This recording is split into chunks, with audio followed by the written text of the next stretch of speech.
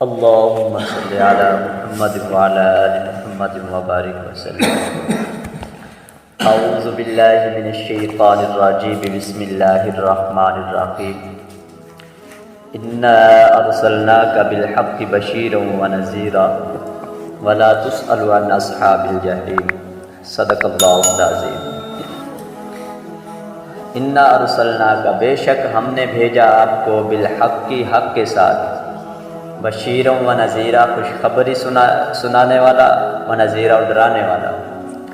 ولا تسأل عن اصحاب الجحیم، اور نہیں سوال کیا جائے گا آپ سے بھڑکتی ہوئی آگ میں داخل ہونے والوں کے بارے میں. تو پیچھے ذکر ہو رہا تھا کہ جو یہود و نصارہ تھے وہ کہتے تھے جیسے ہم کہیں آپ اسی کی طرح معجزہ دکھائیں تو پھر ہم آپ کو نبی مانیں گے، وگرنہ نہیں مانیں گے. تو اس پر اللہ تعالیٰ نے فرمایا کہ بے شک ہم نے آپ کو صرف حق دے کر بھیجا ہے، اور ان کو خوشخبری، جو مانتے ہیں ان کو خوشخبری سنا دیں، اور جو نہیں مانتے ان کو ڈرا دیں. ولا تسأل عن اصحاب الجحیم، اس کے باوجود اگر کوئی جہنم میں جائے گا تو آپ سے سوال نہیں کیا جائے گا کہ وہ جہنم میں کیوں گئے ہیں، کیونکہ آپ نے اپنا حق ادا کر دیا. نبی کا جو حق ہوتا ہے، رسولوں کا جو حق ہوتا ہے، وہ اللہ تعالیٰ کا جو پیغام ہوتا ہے امت تک پہنچانا ہوتا ہے، اور جو تبلیغ ہوتی ہے وہ امت کو کرنی ہوتی ہے، وہ آپ نے کر دی ہے. باقی ان کو ہدایت دینا یا نہ دینا یہ اللہ تعالیٰ کے اختیار میں ہے، انبیاء کے اختیار میں نہیں ہے. انبیاء کا کام صرف احکام، اللہ تعالیٰ کے جو احکام امت تک پہنچا دینا، ان کا یہ کام ہے. تو اللہ تعالیٰ نے فرمایا آپ نے احکام پہنچا دیے، اب وہ مانتے ہیں یا نہیں مانتے. اگر وہ نہ مان کے نہیں مانتے اور جہنم میں چلے جائیں گے تو جو جہنم میں جا رہے ہیں ان کے بارے میں آپ سے کوئی سوال نہیں کیا جائے گا، کیونکہ ہدایت میرے ہاتھ میں ہے. اگر نبی کے ہاتھ میں ہدایت ہوتی تو سب سے پہلے حضرت آدم علیہ السلام اپنے بیٹے قابیل کو ہدایت سے نوازتے، ان کو ہدایت دیتے.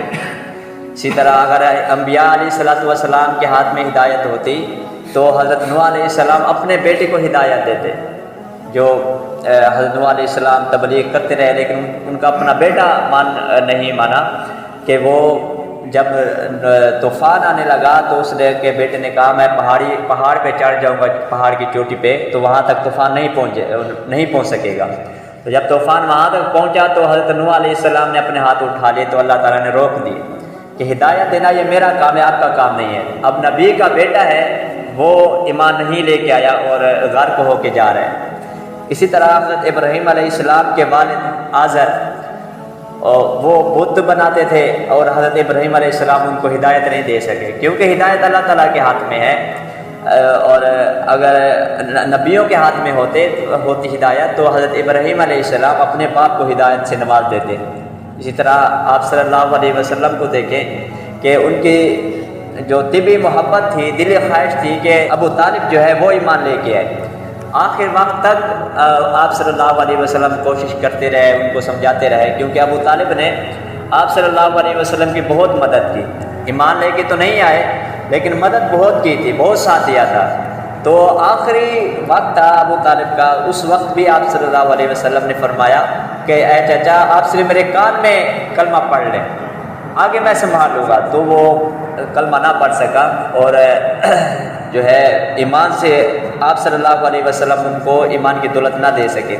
تو ہدایت جو ہے وہ اللہ تعالیٰ کے ہاتھ میں ہے، نبیوں کے ہاتھ میں نہیں ہے. جو نبی اور رسول ہوتے ہیں ان کا حق صرف تبلیغ کرنا ہوتا ہے، اللہ تعالیٰ کے احکام امت تک پہنچانے ہوتے ہیں. اللہ تعالیٰ نے فرمایا آپ نے اپنا حق ادا کر دیا، اب اگر کوئی مانتا ہے ٹھیک ہے، اگر نہیں مانتا ولا تسأل عن اصحاب الجحیم، تو آپ سے ان کے بارے میں سوال نہیں کیا جائے گا کہ یہ جہنم میں کیوں جا رہے ہیں. آگے فرمایا کہ وَلَن تَرْضَىٰ عَنْكَ الْيَهُودُ وَلَا النَّصَارَىٰ حَتَّىٰ تَتَّبِعَ مِلَّتَهُمْ، ہرگز راضی نہیں ہوں گے آپ سے یہود اور نہ نصارہ، یہاں تک کہ آپ پیروی کریں ان کی ملت کی. وہ جو کہتے تھے نا آپ اگر نبی ہیں تو زمین سے پانی کا چشمہ نکال کر دکھائیں ہمیں، یا اللہ تعالیٰ خود ہمیں بتائے، یا ہمارے طرف کتاب کیوں نہیں آتی، فرشتہ ہمارے پاس کیوں نہیں آتا. اگر اللہ تعالیٰ خود ہمیں کہیں گے کہ یہ نبی پھر ہم ماننے کے لیے تیار ہیں. اس پر اللہ تعالیٰ نے فرمایا پھر بھی یہ نہیں مانیں گے. اگر آپ ان کے سامنے پہاڑ کو سونا بنا دیں یہ پھر بھی راضی نہیں ہوں گے.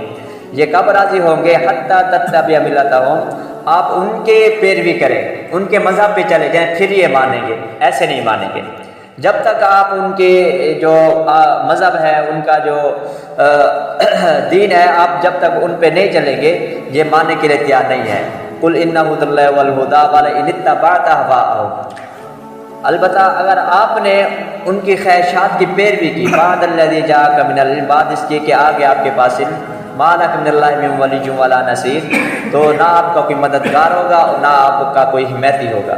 آگے اللہ تعالیٰ فرما رہے ہیں اگر آپ نے ان کی پیروی کر لی جیسے وہ کہتے ہیں تو پھر آپ کا کوئی مددگار بھی نہیں ہوگا اور نہ ہی آپ کا کوئی ولی ہوگا۔ تو اس آیت میں خطاب تو آپ صلی اللہ علیہ وسلم کو ہے، لیکن سمجھانا امت کو ہے، کیونکہ نبی سے تو کوئی تصور کر ہی نہیں سکتا کہ وہ دین کو تبدیل کر دے، یہود و نصارہ کے نقش قدم پر چلنے لگے۔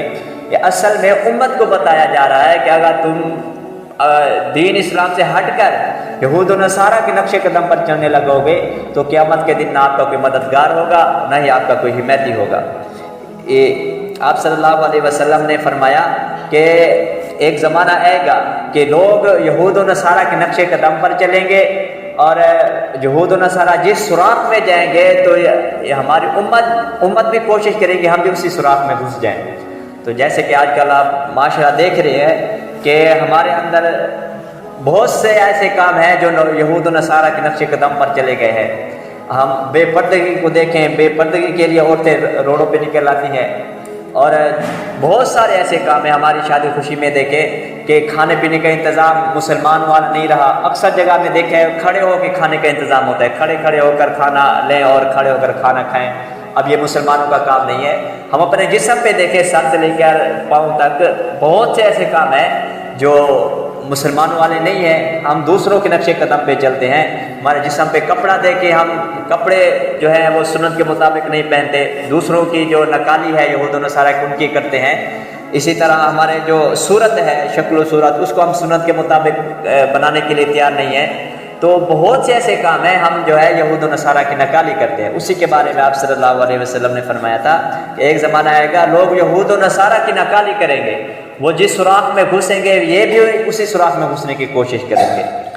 تو اللہ تعالیٰ نے فرمایا وَلَئِنِ اتَّبَعْتَ أَهْوَاءَهُمْ، اگر آپ نے پیروی کی ان کی خواہشات کی، یعنی یہود و نصارہ کی خواہشات کی، بعد الذی جاءک من العلم، بعد اس کے کہ آگے آپ کے پاس علم، یعنی آپ کو معلوم ہو گیا تھا کہ یہ راستہ ٹھیک نہیں ہے، تو مَا لَکَ مِنَ اللَّهِ مِن وَلِيٍّ وَلَا نَصِيرٍ، تو نہیں یہ ہوگا نہ کہ اس کا کوئی مددگار ہوگا۔